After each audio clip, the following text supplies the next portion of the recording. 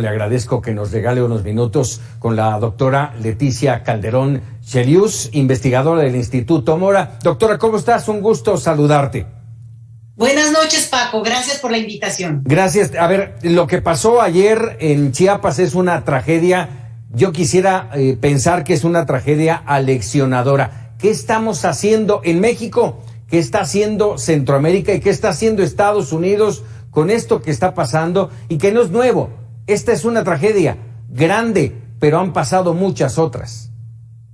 Sí, exactamente. Creo que tú das en el clavo, porque desafortunadamente esto es una noticia tan triste, tan trágica, que obviamente no hay forma de darle la vuelta y todos los ojos hoy están puestos en ese lugar y en esa pobre gente que ha sufrido algo tan terrible. El problema es que no es el día de hoy solamente, sino es la cantidad, digamos, que se va acumulando, porque a veces pueden ser pocas personas, hemos hablado desde hace muchos años, Paco, de extorsión, de secuestro, de una cantidad de cosas que las personas pasan, que realmente no puede ser que digamos que esta situación continúe de esa manera. Efectivamente, esto es un accidente automovilístico, un siniestro, en el cual la absurda exceso de velocidad hizo evidente algo que al final de cuentas está pasando todos los días. Entonces, ¿qué no están haciendo los países? Bueno, pues justamente cumplir los mínimos acuerdos internacionales que se han generado, de los cuales México es firmante protagónico. Y en ese sentido, bueno, una de las cosas, y esto lo dice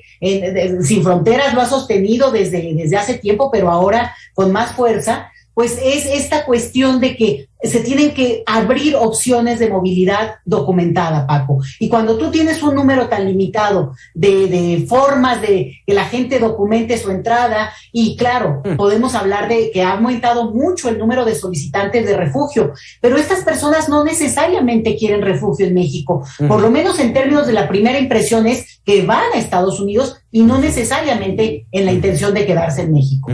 A ver, déjame preguntarte. Va a ser una pregunta, podría parecerse con intención y con dolo, pero no lo es, Leticia. ¿Hay una política migratoria en México? ¿Hay una estrategia para enfrentar lo que llevamos ya muchos años con problemas con Trump, ahora con problemas nuevamente con Biden, con el regreso de Quédate en México? ¿Hay una política migratoria en México?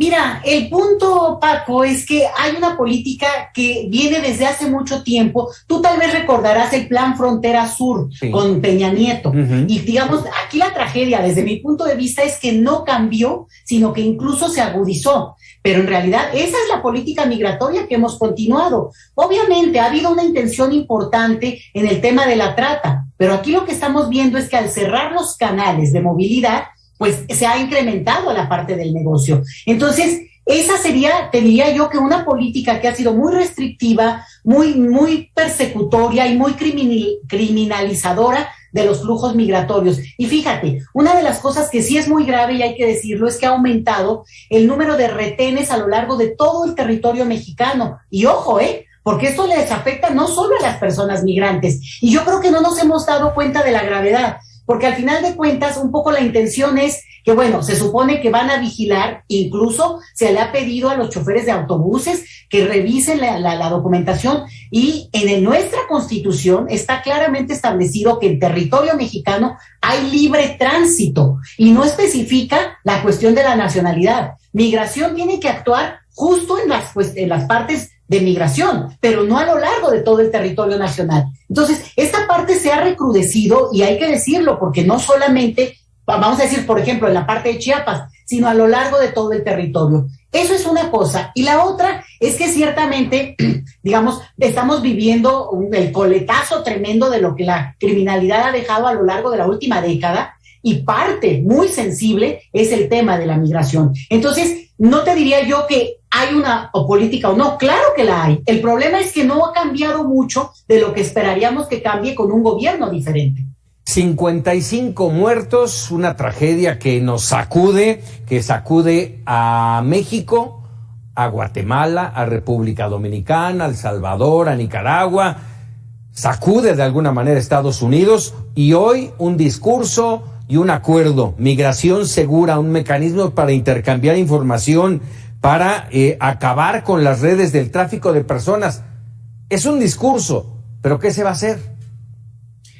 Mira, una cosa que creo que es importante es que si hay ciertos acuerdos, y yo no he oído, Paco, tú corrígeme, sí, algo de El Salvador, no lo oí en el reporte y me preocupa, sí, porque realmente cuando hablas de región, pues tienes que incluir a El Salvador, claro, a Nicaragua, ¿no? Entonces, a esa parte me preocuparía, pero ciertamente este asunto del tráfico de personas es un negocio transnacional. Creer que es problema de México o incluso de Estados Unidos es caer en el error de cualquiera de estos crímenes transnacionales. Entonces, me parecería correcto, desde lo mínimo. No es que sea original, no es que sea la primera vez que lo escuchamos.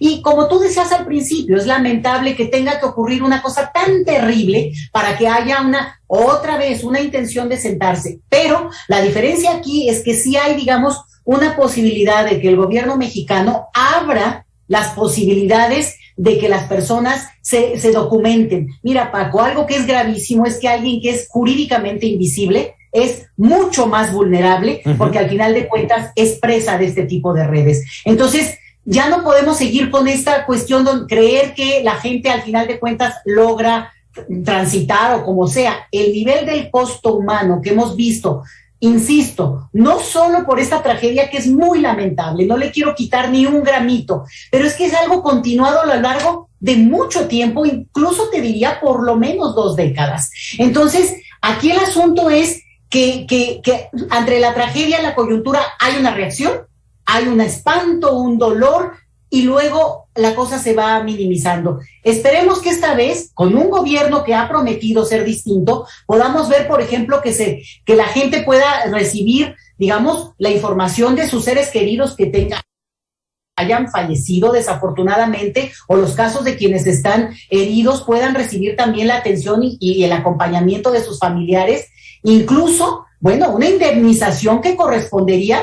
Mira, si ese camión iba a exceso de velocidad, Paco, para ni siquiera ir tan lejos, eso ya es una violación a las leyes que una autoridad mexicana no logró contener. O sea, ya sin siquiera ir a la otra parte de la trata. Entonces, dado ese escenario, sí hay cuestiones que jurídicamente se tienen que hacer diferentes y hay protocolos que, bueno, ahora muchos expertos han dicho las 10 cosas que mínimamente se esperaría que se hagan en estos minutos y en estos siguientes días para que esa situación por lo menos alivie un poco, pues, el dolor tremendo que estas personas están viviendo, Paco. Sí, triste esto que dices y lo comparto contigo, Leticia. Hoy es un escándalo que sacude, que lleva a las autoridades a salir, a proponer, a tomar decisiones, y mañana lamentablemente se va a esfumar, se va a evaporar y volveremos a caer en lo mismo. Espero que esta situación verdaderamente nos lleve a algo.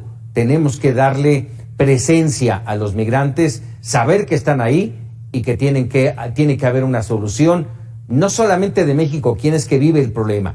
México vive el problema. Tiene que haber participación de los centroamericanos, tiene que haber participación de Estados Unidos, porque finalmente son los que se quejan, pero no mueven un dedo. Leticia, te agradezco mucho, como siempre, estos minutos para Mega Noticias. No, encantada, Paco. Un abrazo y a todo el público también un saludo. Muchísimas gracias, doctora. Es la doctora Leticia Calderón Chelius.